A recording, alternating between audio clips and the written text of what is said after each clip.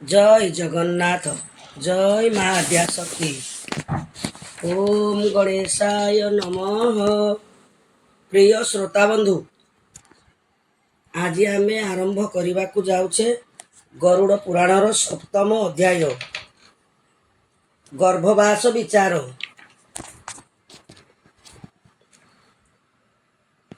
ଗରୁଡ଼ ଉବାଚ। ଗରୁଡ଼ କହନ୍ତି ଶିରେ ଦେଇବେନି କର, ଶୁଣି ମାହେ ଚିନ୍ତାମଣି ତ୍ରୈଲୋକ୍ୟ ଠାକୁର।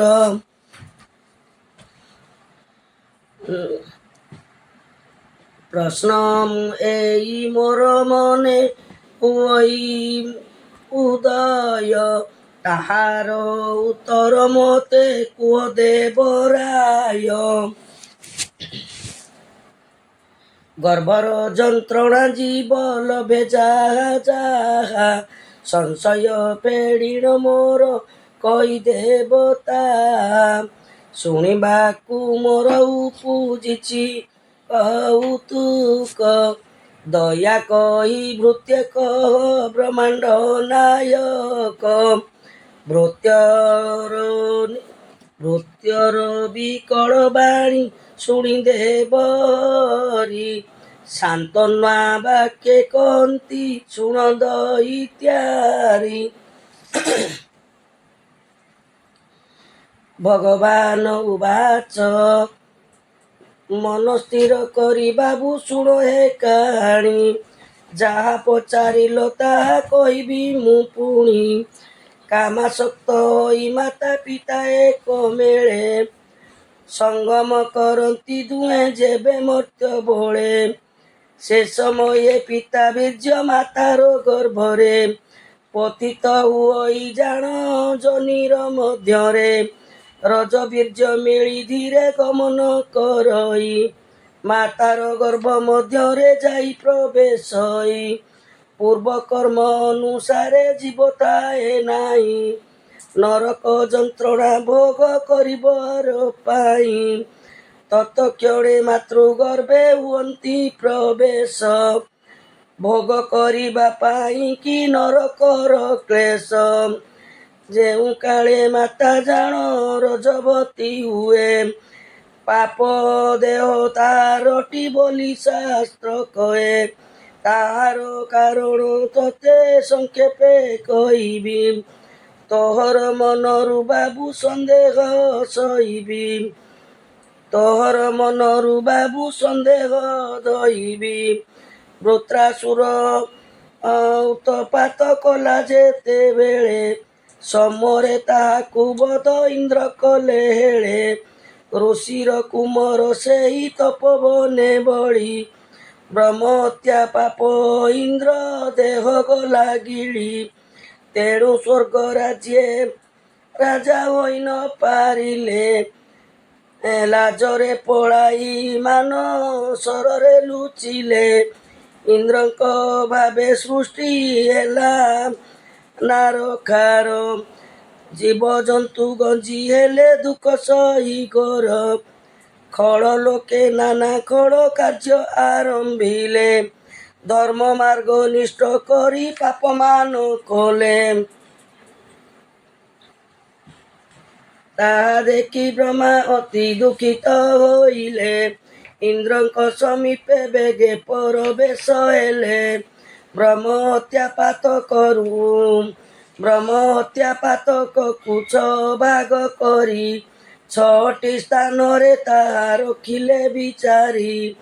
ପ୍ରଥମ ଭାଗ ରହିଲା ନାରୀଙ୍କ ଦେହରେ, ମାସେ ମାସେ ଋତୁମତୀ ହେବେ ଯେ କାଳରେ। ବୃକ୍ଷରେ ରଖିଲେ ପୁଣି ଦ୍ୱିତୀୟ ଭାଗକୁ, ଫଳ ପୁଷ୍ପହୀନ ହୁଏ ସେ ପୁଣି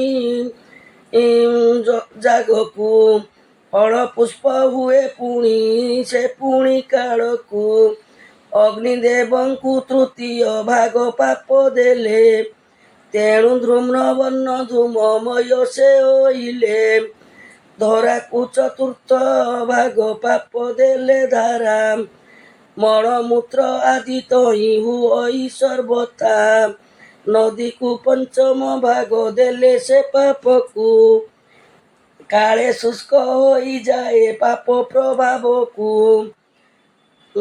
ବୈଶାଖାଦି 12 ମାସେ ଷଷ୍ଠ ଭାଗ ଦେଲେ, ତାହାର ନାମ ଶ୍ରବଣ ପ୍ରତି ମାସେ କଲେ।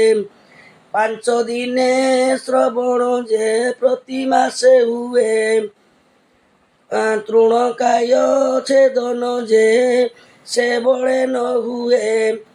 ଏହିପରି ବ୍ରହ୍ମ ହତ୍ୟା ପାତକକୁ ବାଣ୍ଟି, ଇନ୍ଦ୍ରଙ୍କୁ ମୁକ୍ତ କରିଲେ ଦେବ ପରମେଷ୍ଟି। ପୁନରପି ସ୍ୱର୍ଗ ରାଜ୍ୟେ ବସାଇଲେ ନେଇ, ପୂର୍ବ ପରି ପ୍ରଜା ପାଳେ ଆନନ୍ଦିତ ହୋଇ। ଏବେ ଋତୁମତୀ ନାରୀ କଥା ମୁଁ କହିବି, ତୋହର ମନକୁ ବାବୁ ସନ୍ଦେହ ଦହିବି। ଋତୁମତୀ ଯେଉଁ କାଳେ ନାରୀଏ ହୁଅନ୍ତି, ବ୍ରହ୍ମ ହତ୍ୟା ପାପ ତାର ଅଙ୍ଗ ଆବରନ୍ତି। ଋତୁର ପ୍ରଥମ ଦିନେ ଚାଣ୍ଡାଳୀ ହୁଅଇ, ଦ୍ୱିତୀୟ ଦିନରେ ବ୍ରହ୍ମଘାତିନୀ ବୋଲାଇ, ତୃତୀୟ ଦିନରେ ରଜକିନୀ ହୁଏ ନାରୀ। ସେଦିନ ମାନକେ ସ୍ପର୍ଶ ନ କର ବିଚାରି, ବଳେ ସଙ୍ଗମ କରିଲେ ଗର୍ଭରେ ପ୍ରବେଶ। ହୁଅଇ ଜାଣ ହେ ବାବୁ ସର୍ବଦା ପୁରୁଷ, ପୂର୍ବ ପାପ ହେତୁ ଜୀବ ନେତ୍ରରେ ବସଇ। ଋତୁମତୀ ନାରୀ ଦେଖି କାମାସକ୍ତ ହୋଇ, କାହା ସଙ୍ଗେ କାମ ଭୋଗ କରଇ ନ ମାନି। ବୀର୍ଯ୍ୟାଧିବେ ପୁରୁଷ ସ୍ୱପ୍ନରେ ସେହି ଜନ୍ମି, ରାଜ୍ୟଧିଜେ ନାରୀ ହୋଏ ପାତକୀ ଜନମେ। ନଂପୁସକ ହୁଏ ରଜ ବୀର୍ଯ୍ୟର ସମାନେ, ରଜ ବୀର୍ଯ୍ୟ ମିଶି ଫେଣ ସଦୃଶ ହୁଅଇ। ଏକାକାରେ 5 ଦିନ ଗର୍ଭରେ ରହଇ, କ୍ରମେ କ୍ରମେ କଠିନ ହୁଅଇ ସେହି ଫେନ। 10ମ ଦିନରେ ହୁଏ କବରୀ ସମାନ, 30 ଦିବସ ଯାଏ ବଢ଼େ ସୁସଞ୍ଚରେ। ଅଣ୍ଡ ସଦୃଶ ହୋଇଣ ଦ୍ୱିତୀୟ ମାସରେ, ତୃତୀୟ ମାସରେ ଅସ୍ଥି ଚର୍ମ ନଖଲୋମ। ଶରୀରେ ସେହି ଜୀବର ହୁଅଇ ଜନମ, ଚତୁର୍ଥ ମାସରେ ଆତ୍ମ ଶରୀରେ ପଶଇ। ପଞ୍ଚମେ ଯେ କ୍ଷୁଧା ତୃଷା ତାର ପ୍ରକାଶଇ, ଷଷ୍ଠ ମାସେ ଦକ୍ଷିଣକୁ କ୍ଷୀରେ ଜରେ ଗତି। ମାତାର ଗ୍ରାସୁ ଭୁଞ୍ଜନ ଗର୍ଭସ୍ଥ ସନ୍ତତି, ମାତା ଯାହା ପାନ କରେ ସେ କରଇ ପାନ। କ୍ଷୁଧା ତୃଷାରେ ଅସ୍ଥିର ତାହାର ଜୀବନ, ବିଷ୍ଠା ମୂତ୍ର ଲାଜ ପୂଜ ଶୟନ କରଇ। କୃମି ମାନେ କାମୁଡ଼ନ୍ତି ତୁହାଇ ତୁହାଇ, ହସ୍ତ ପଦ ତାହାର ଯେ ବନ୍ଧନରେ ଥାଏ। ତେଣୁ କରି ନିରନ୍ତର କ୍ଲେଶକୁ ଯେ ସହେ, ସପ୍ତମ ମାସ ତାହାର ହୁଅନ୍ତେ ପ୍ରବେଶ। ସର୍ବ ଅବୟବ ମାନ ହୁଅଇ ପ୍ରକାଶ, ଅଷ୍ଟମ ମାସରେ ଦୃଢ଼ ହୁଏ ଅନ୍ୱୟନ। ନବମେ ଗର୍ଭ ଆସିବା ପାଇଁ ଉଦବେଗ, କ୍ଷୁଧା ତୃଷାରେ ଆତୁର ହୁଅଇ ନିରତ। କୃମି କୀଟ ଯନ୍ତ୍ରଣାରେ ହୁଏ ମୂର୍ଚ୍ଛାଗତ, ନାଭି ମଧ୍ୟରୁ ନାଡ଼ାଏ ନାମ ଆପ୍ୟାୟିନୀ। ମାତା ଗର୍ଭ ମଧ୍ୟରେ ସେ ସଞ୍ଚରଇ ପୁଣି, ମାତା ଯାହା ଗ୍ରାସ କରେ ସାର ସେ ନିୟଇ, ଗର୍ଭସ୍ଥ ଜୀବ ତାହାକୁ ଆନନ୍ଦେ ଭୁଞ୍ଜଇ। ବିଶୁଦ୍ଧ ଖାଦ୍ୟ ଯଦ୍ୟପି ଭୁଞ୍ଜଇ ଜନନୀ, ସେ ଖାଦ୍ୟ ଖାଇଣ କଷ୍ଟ ଭୋଗଇ ସେ ପୁଣି। ହସ୍ତପଦ ବନ୍ଧନ ତାହାର ହୋଇଥାଇ, ନିରନ୍ତରେ ଛଟପଟ ଗର୍ଭରେ ହୁଆଇ।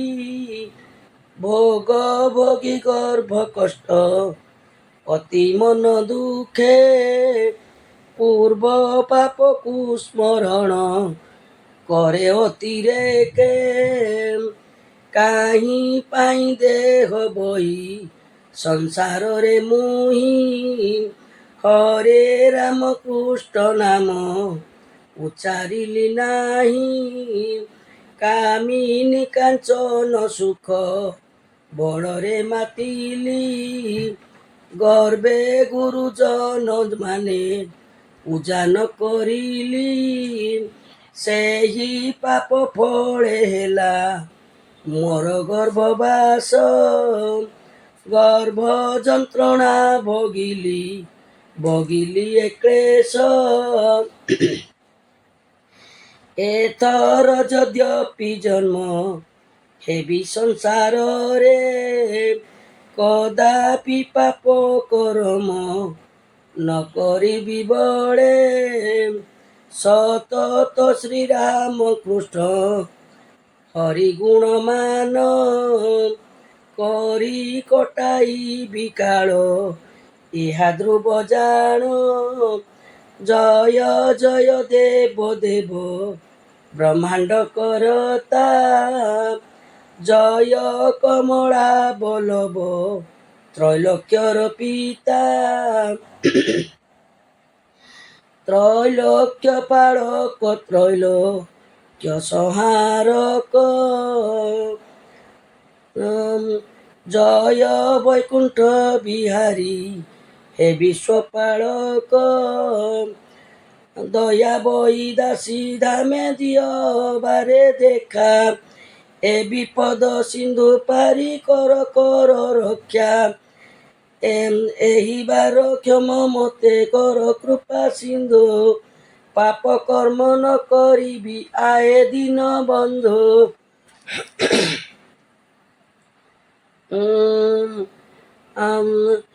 ତୁମ୍ଭର ସିନା ପ୍ରଭୁ ତ୍ରୈଲୋକ୍ୟର ଚିନ୍ତାମଣି, ଘେନା କରେ ଭୃତ୍ୟ ଜନ କରୁଣ କାଣୀ। ସଂସାର ମାୟାରେ ପଡ଼ି ତୁମକୁ ଭୁଲିଲି, କାମିନୀର ରୂପ ମୋହେ ମୋହିତ ରହିଲି। ବିଷୟା ଭୋଗ ଲମ୍ପଟେ ଗଲା କାଳ ମୋର, ଦିନେ ତୋର ନାମ ମୁଖୁ ନ ହୋଇଲା ବାର। କେତେ ଯେ କରିଲି ପାପ ତାର ସୀମା ନାହିଁ, ଧର୍ମ କାର୍ଯ୍ୟ ଦିନେ ହେଲେ ନ କରିଲି ମୁହିଁ। ମାଂସ ଆଶ୍ରେ ନାନା ପଶୁ ପକ୍ଷୀ ନାଶ କଲି, ଚୋରା ପାନ କରି ପର ରମଣୀ ହରିଲି। ଦିନେ ହେଲେ ସାଧୁ ସେବା ନ କରି ପାମର, ଗର୍ବେ ନିନ୍ଦା ଉପହାସ କଲି ନିରନ୍ତର। ସେହି ସବୁ ପାପ ମୋର କ୍ଷମ ଦୟା ନିଧି, ଉଦ୍ଧାର କରନ୍ତୁ ମତେ ଏ ଗର୍ଭ ବାରିଧି। ଏଥର ତୁମ୍ଭର ପଦ କଞ୍ଜ ଯୁଗ ସଦା, ଭଜନ କରିବି ପ୍ରଭୁ ଏହି ସର୍ବବାଧା। ଏହିପରି ନିରନ୍ତର ଶ୍ରୀହରି ସ୍ମରଣ, କରି ମାତା ଗର୍ଭେ ମୁନି ବ୍ରତକୁ ଧାରଣ।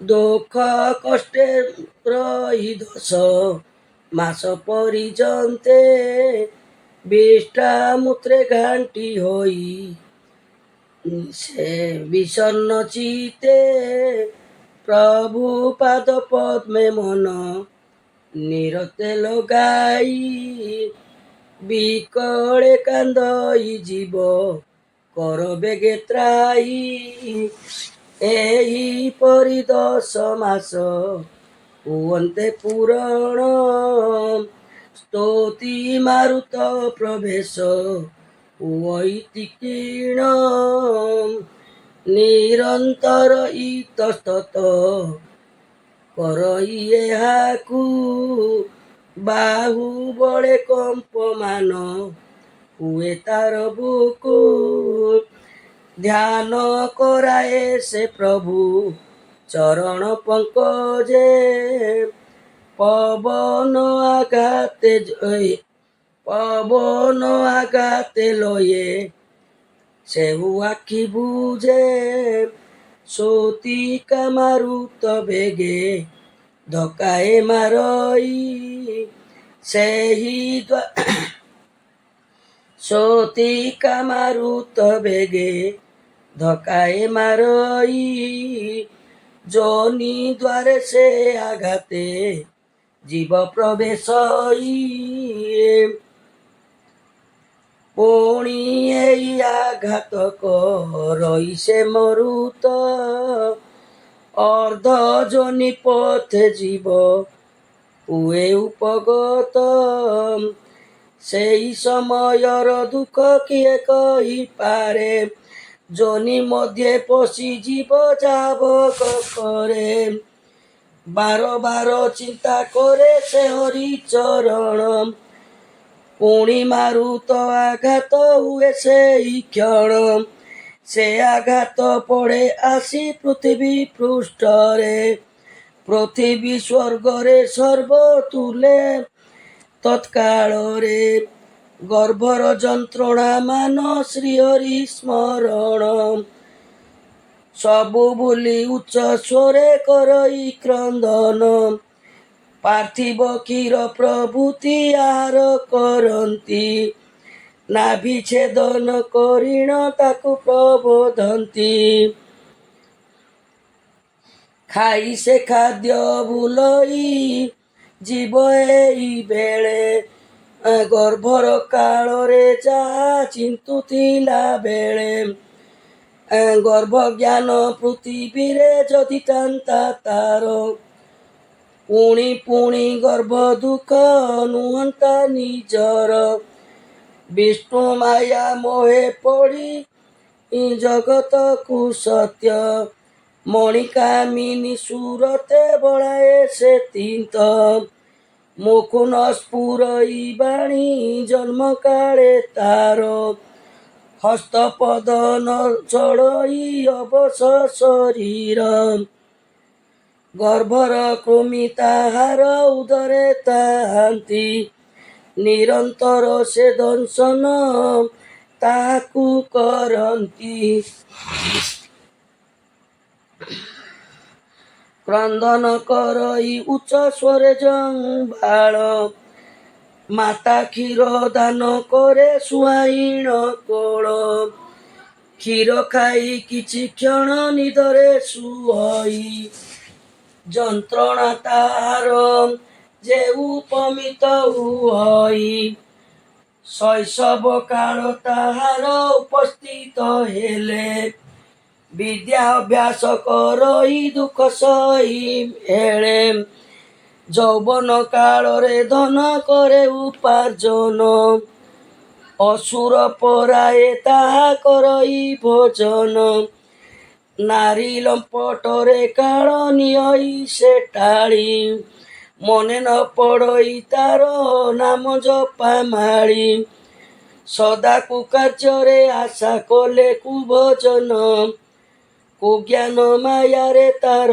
ନୁହଁଇ ସୁଜ୍ଞାନ ତହୁଁ କିଛି ଦିନ ପରେ ବାର୍ଦ୍ଧକ୍ୟ ଆସଇ ଚର୍ମ ଲଳିତ ତାହାର ଦେହରେ ହୁଅଇ ଇନ୍ଦ୍ରିୟ ମାନ ଅବଶ ହୁଅଇ ତାହାର ସୁସ୍ୱାଦୁ ଦ୍ରବ୍ୟ ତାହାର ମାନସ ତାହାର ଲୋଭ ମୋହ ଅତ୍ୟଧିକ ହୁଅଇ ପ୍ରବେଶ ସେବେଳେ ଥରେ ନ କରେ ଭୀମ ଋଷିକେଶ ସ୍ୱର୍ଣ୍ଣ ଲୋଭୀ ହସ୍ତି ଶବ୍ଦ ଲୋଭୀ ମୃଗ ପରି ରୂପ ଲୋଭୀ ପତଙ୍ଗର ସଙ୍ଗେ ସମସରି ଗନ୍ଧ ଲୋଭୀ ଭ୍ରମର ସଦୃଶ ହୁଏ ପୁଣି ସୁସ୍ୱାଦୁ ଭକ୍ଷଣ ନୀଳ ସଙ୍ଗେ ସମ ଜାଣି ଯୁବତୀ ନାରୀ ପ୍ରେମରେ ପଡ଼ି ରତିର ସେ ମାତିଥାଏ ଜୀବ ସଦା ରଜନୀ ଦିବସେ ଦୁର୍ଲଭ ମନୁଷ୍ୟ ଦେହ করে হেড়ে নাশ জাণু জাণু হুয়ে সে যে ইন্দ্রিয়র বশ কাম ভোগে আত্মাকু সে অহিত করই মৃত্যু মুখে বিধি ভরে নেই সে দিয়ই কামিনী রতি করই যেণু অনাহারে কাম দেব প্রাণ হরে পকাই মোহরে দৌরাণী লক্ষ জনিরে 84 লক্ষ জনিরে ভ্রমি ভ্রমি পুণি মানব শরীরে জাত হইলা অবনি কেতে কেতে কষ্ট ভোগ সংসারে ন কলাম তথাপি নাম গোবিন্দ মুখে ন বইলাম নর দেহ ঠারু বড়ি ଆଉ ଦେହ ନାହିଁ ଦୂର କଲା ସେ ଦେହକୁ ପାପେ ରତ ହୋଇ ତପ ତୀର୍ଥ ବ୍ରତ ଦିନେ ଆଚରିଲା ପାପ ତା ଜାଣି ମାୟାରେ ପଡ଼ି ଲଭିଲା ସନ୍ତାପ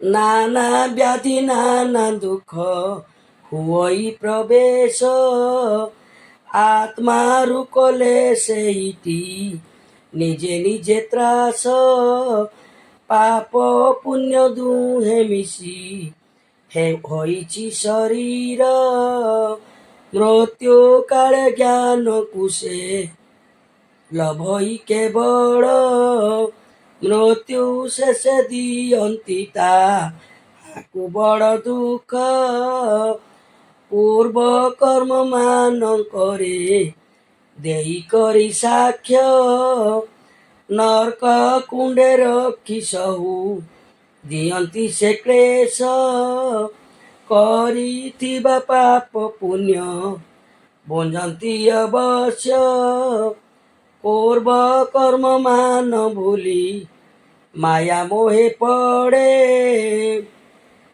ନିଶତ ପଥକୁ ଯିବ ଅଜ୍ଞାନରେ ହୁଡ଼େ ତେଣୁ କରି ବନ୍ଧନରେ ପତିତ ସେ ଜୀବ ଜନ୍ମ ଜରା ମରଣଟି କାଳର ସ୍ୱଭାବ হরি মায়া বলে লীন গতি মুক্তি পায়ে